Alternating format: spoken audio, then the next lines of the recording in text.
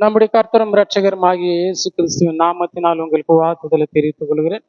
பிரியமானவர்களை, மீண்டும் பரலோக ராஜ்யம் என்ற தலைப்பின் கீழாக உங்களை சந்திக்கிறதுல அடியேன் மிகுந்த மகிழ்ச்சி அடைகிறேன். இன்றைக்கு நாம் தெரிந்து கொள்ளப்பட்டிருக்கிற வசனம் மத்தேயு சுவிசேஷம் 10ஆம் அதிகாரம் 11வது வசனத்தை நாம் கவனிக்கலாம். போகையில் பரலோக ராஜ்யம் சமீபமாக இருக்கிறது என்று பிரசங்கியுங்கள். நம்முடைய சீஷர்களை பார்த்து நம்முடைய ஆண்டவராகிய இயேசு கிறிஸ்து அவர்களை இந்த பரலோக ராஜ்யம் சமீபமா இருக்கிறது என்பதை சொல்லும்படியாக அவர்களை அனுப்புகிறத நாம் பார்க்கிறோம். தம்முடைய 12 சீஷர்களை அழைத்து அவர்களுக்கு சில அதிகாரங்களை கொடுத்து, நீங்கள் சென்று பரலோக ராஜ்யம் சமீபமா இருக்கிறது என்பதை நீங்கள் அவர்களுக்குள்ளாக இதை சொல்லுங்கள் என்று சொன்னார். யோவான் ஸ்நானகன் வந்து பரலோக ராஜ்யம் சமீபமா இருக்கிறது என்று சொன்னார். இயேசு கிறிஸ்து பரலோக ராஜ்யம் சமீபமா இருக்கிறது என்று சொன்னார். இங்கே தம்முடைய சீஷர்களை அழைத்து, நீங்கள் போங்கள், பரலோக ராஜ்யம் சமீபமா இருக்கிறது என்று சொல்லுங்கள் என்று சொன்னார். அப்படி என்றால் அது நெருங்கி விட்டது. 2000 ஆண்டுகளுக்கு முன்னதாகவே கிபி 30 33 வரை, அதாவது சரியாக சொல்ல வேண்டும் என்று சொன்னால் கிபி 28 30-31 வரைக்குள்ளாக இந்த ராஜ்யம் துவங்க போகிறது என்பதை நம்முடைய சீஷர்களிடத்துல அவர் அறிவித்து அனுப்புகிறத நாம் பார்ப்போம். ஆக நாம் அதை எச்சரிக்கை அடைந்து கொண்டு, அந்த ராஜ்யம் அப்பொழுதே நெருங்கி விட்டது, அது ஆரம்பிக்கப்பட்டு விட்டது என்பதை நாம் கருத்தில் கொள்ள வேண்டும். ஏனென்று சொன்னால் அவர் தம்முடைய சீஷர்களை பார்த்து மார்க் எழுதின சுவிசேஷம் 9வது அதிகாரம் 1வது வசனத்தை நாம் பார்த்தோம் என்று சொன்னால், பரலோக ராஜ்யம் என்று சொல்லக்கூடிய சபையானது ஆரம்பிக்கப்பட்டு விட்டது என்று சொன்னார். அதற்கான வசனம் இங்கு கவனிங்கள். மார்க் 9:1 வாசிக்கிறேன், கவனிங்கள். அன்றியும் அவர் அவர்களை நோக்கி, இங்கே நிற்கிறவர்களில் சிலர் தேவனுடைய ராஜ்யம் பலத்தோடு வருவதை காணும் முன், தேவனுடைய ராஜ்யம் வருவதை காணும் முன் என்று சொல்றார். காணும் முன் மரணத்தை ருசி பார்ப்பதில்லை என்று மெய்யாகவே உங்களுக்கு சொல்லுகிறேன். இங்க மார்க்கில் அந்த பரலோக ராஜ்யத்தை தேவனுடைய ராஜ்யம் என்று சொல்றார். தேவனுடைய ராஜ்யம் என்று சொன்னாலும் பரலோக ராஜ்யம் என்று சொன்னாலும் ஒன்றையே குறிக்கிறது. இந்த பரலோக ராஜ்யம் வருவதை நீங்கள் பார்த்து விட்டுதான் மரிப்பீர்கள் என்று அங்கு கூடியிருந்தவர்களை பார்த்து தம்முடைய சீஷரோடு கூட சேர்த்து இங்கு ஆண்டவர் சொல்லுகிறத நாம் பார்க்கிறோம். அப்படின்னா வரவிருக்கிற இந்த பரலோக ராஜ்யம் வந்து விட்டது என்பதை நாம் புரிந்து கொள்ள வேண்டியது அவசியம். அது வருவதற்கு முன்னதாக தம்முடைய சீஷர்களை அழைத்து அனுப்பினார். அப்படி போலவே மத்தேயு 11ஆம் அதிகாரம் 11வது வசனத்தை நாம் பார்த்தோம் என்று சொன்னால், ஸ்திரீனிடத்தில் பிறந்தவர்களில் யோவான் ஸ்நானகனை பார்க்கிலும் பெரியவன் ஒருவனும் எழும்பினதில்லை, ஆகிலும் பரலோக ராஜ்யத்தில் சிறியவனாயிருக்கிறவன் அவனிலும் பெரியவனாயிருக்கிறான் என்று உங்களுக்கு மெய்யாகவே சொல்லுகிறேன். இங்க பரலோக ராஜ்யத்துல தன்னை தாழ்த்துகிறவன் யோவான் ஸ்நானகனை காட்டிலும் பெரியவனா இருப்பான். இந்த பூமியில பிறந்தவர்களில், அதாவது ஆதாமை தவிர, ஏன் ஆதாமை தவறு என்று சொன்னால், ஆதாம் சிறியனிடத்துல பிறந்தவர் அல்ல, அவர் தேவனுடைய விரல்களினால் உருவாக்கப்பட்ட ஒரு மனுஷன். இங்க ஆதாமை தவிர இந்த பூமியில பிறந்தவர்கள் எல்லாரை காட்டிலும் யோவான் ஸ்நானகன் மிக பெரிய ஒரு மனுஷன். அவரை காட்டிலும் பெரியவன் ஒருவனும் இல்லை என்று சொன்ன ஆண்டவர், அந்த யோவானை காட்டிலும் நீங்கள் பெரியவனாய் இருக்க வேண்டும் என்று சொன்னால் பரலோக ராஜ்யத்தில் உங்களை தாழ்த்த வேண்டும் என்று சொன்னார். இங்க 12வது வசனத்துல, யோவான் ஸ்நானன் காலம் முதல் இதுவரைக்கும் பரலோக ராஜ்யம் பலவந்தம் பண்ணப்படுகிறது, பலவந்த பண்ணுகிறவர்கள் அதை பிடித்து கொண்டு இருக்கிறார்கள். இந்த பரலோக ராஜ்யம் பலவந்தமாய் ஒருவரிடத்துல கொண்டு செல்ல வேண்டியதா இருக்கு, ஒருவரை அதற்குள்ளாக அழைக்க வேண்டியதா இருக்கிறது. சுவிசேஷத்தை அறிவித்து இந்த ராஜ்யத்துக்குள்ளாக ஒருவரை கட்டாயமாக கூட நீங்கள் கொண்டு வந்தால் அது அவர்களுக்கு ஆசீர்வாதமா இருக்கும் என்று சொல்றார். பலவந்தப்படுத்த பண்ணப்படுகிறது. அவங்க வற்புறுத்தி எனக்கு சுவிசேஷத்தை சொல்லுகிறார்கள் சொன்ன சொல்லலாம். ஏன் என்று சொன்னால் அவர்கள் மரணத்தை நோக்கி கொண்டிருக்கிறார்கள், மரணம் அவர்களை நெருங்கி கொண்டிருக்கிறது. அவர்கள் மரித்தார்கள் என்று சொன்னால் நரகத்துக்கு போயிடுவாங்க. ஆகவே பலவந்தப்படுத்தி கூட இதை சொல்ல வேண்டியது இருக்கு, அவர்களை அதுக்குள்ளாக கொண்டு வர வேண்டியது இருக்கிறது. ஆகவே இந்த பரலோக ராஜ்யம் அவ்வளவு முக்கியமானதாக இங்கு சொல்லுகிறார். இங்க மத்தேயு சுவிசேஷம் 13வது அதிகாரம் 11 நாம் பார்க்கலாம். 13:11. அவர்களுக்கு அவர் பிரதியுத்தரமாக, பரலோக ராஜ்யத்தின் ரகசியங்களை அறியும்படி உங்களுக்கு அருளப்பட்டது, அவர்களுக்கு அருளப்படவில்லை. பரலோக ராஜ்யத்தின் ரகசியங்கள், அதாவது இந்த பரலோக ராஜ்யத்தின் ரகசியம் என்பது நமக்கு கிடைத்திருக்கிற மிகப்பெரிய ஒரு பொக்கிஷம். இது புதிய ஏற்பாட்டில் வாழ்ந்த பரிசுத்தவான்கள் ஒருவருக்கும் அது அறிவிக்கப்படவில்லை. இந்த ரகசியத்தை தேவன் எங்கே வைத்திருக்கிறார், இந்த பரலோக ராஜ்யத்தினுடைய ரகசியம் என்ன என்பதை குறித்து எபேசியர் 3ஆம் அதிகாரம் 10-11வது வசனத்தை நாம் பார்க்கலாம். பாருங்க, எபேசியர் 3:10-11 நீங்கள் கவனிங்கள். ரொம்ப கவனத்தோடு இந்த வசனத்தை நீங்க பார்க்க வேண்டியது இருக்கிறது.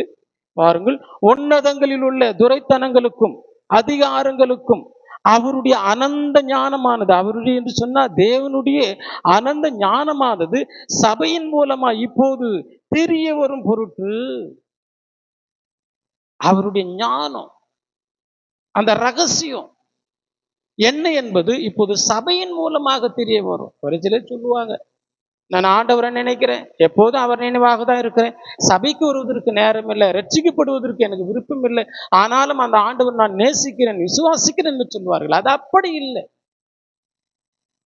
தேவனுடைய ஞானம், அந்த ரகசியம் சபையிலிருந்து வெளிப்படக்கூடியதா இருக்கிறது.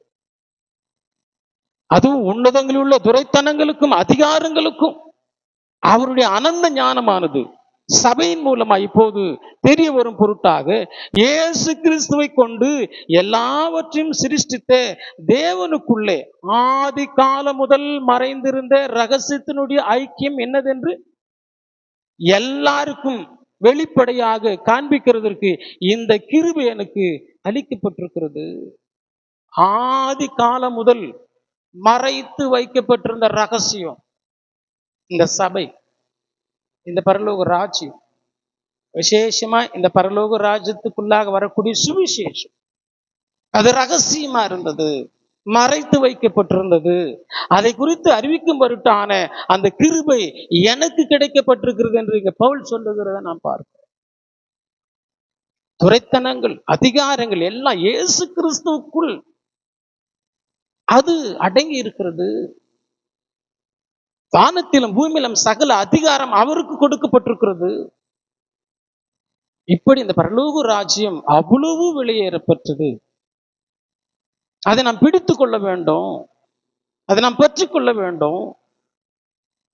இங்க வசனங்கள் 8-9 நாம் பார்த்தோம் என்று சொன்னால், பரிசுத்தவான்கள் எல்லாரிலும் சிறியவனாகிய நான் இயேசு கிறிஸ்துவனுடைய அளவற்ற ஐஸ்வர்யத்தை புறஜாதிகளிடத்தில் சுவிசேஷமாய் அறிவிப்பதற்காக இந்த கிருபை எனக்கு அளிக்கப்பட்டிருக்கிறது.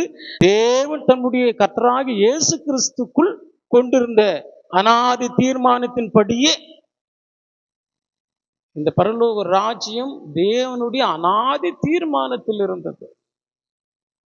சுவிசேஷம் அவருடைய அனாதி தீர்மானத்திலிருந்து இயேசு கிறிஸ்தை கொண்டு சுவிசேஷத்தை உருவாக்க வேண்டும். அந்த சுவிசேஷத்தின் மூலமாக ஒரு மனுஷன் ரட்சிக்கப்பட வேண்டும். ரட்சிக்கப்பட்டவன் இந்த பரலோக ராஜ்யத்துக்குள்ளாக கடந்து வர வேண்டும். இது தேவனுடைய அனாதி தீர்மானமா இருந்தது. சபை என்பது சும்மா இல்லை, அவங்கவுங்க இஷ்டத்துக்கும் ஏதோ ஒண்ணு வச்சுக்கிறது இல்லை பேரெல்லாம். இது தேவனுடைய தீர்மானத்தில் இருந்த காரியங்கள். ஆகவேதான் இதில் எழுதப்பட்டதற்கு மிஞ்சி ஒருவரும் எண்ணக்கூடாது என்று இங்கு வேதத்தில் சொல்லப்பட்டிருக்கு. இந்த 13ஆம் அதிகாரம் 24வது வசனத்தை நாம் பார்க்கலாம். மத்தேயு 13:24. வேறொரு உவமை அவர்களுக்கு சொன்னார். பரலோக ராஜ்யம் தன் நிலத்தில் நல்ல விதையை விதைத்த மனுஷனுக்கு ஒப்பாயிருக்கிறது. இந்த பரலோக ராஜ்யம் ஒரு மிகப்பெரிய ஒரு நல்ல விதையாக இது கொடுக்கப்பட்டிருக்கிறது. அந்த விதையானது விழுந்து முளைத்து மிகப்பெரிய பலன் தரக்கூடிய, அநேகருக்கு அடைக்கலமா இருக்கக்கூடியதாக ஒரு விதையாக, நல்ல விதையாக இங்கு சொல்லுகிறார். அப்படி போலவே 31 கவனித்தீர்கள் என்று சொன்னால், வேறொரு உவமை அவர்களுக்கு சொன்னார். பரலோக ராஜ்யம் கடுகு விதைக்கு ஒப்பா இருக்கிறது. அதை ஒரு மனுஷன் எடுத்து தன் நிலத்திலே அதை விதைத்தார். கடுகு விதைக்கு ஒப்பாக இந்த பரலோக ராஜ்யம் இருக்கிறது. ஒரு இடத்துல துவங்கினால் அது பறந்து அநேக ஆத்துமாக்களை சேகரிக்கக்கூடிய, ஆத்துமாக்களை சேர்த்து கொள்ளக்கூடிய வளர்ச்சி மிகுந்த ஒரு சபையாக இது மாற வேண்டியது இருக்கிறது. இன்னைக்கு கூட பார்த்தீங்கன்னு சொன்னா, சகோதரரே சபை நடத்துறீங்களா? ஆமா நடத்துறோம். எத்தனை வருஷமா நடத்துறீங்க?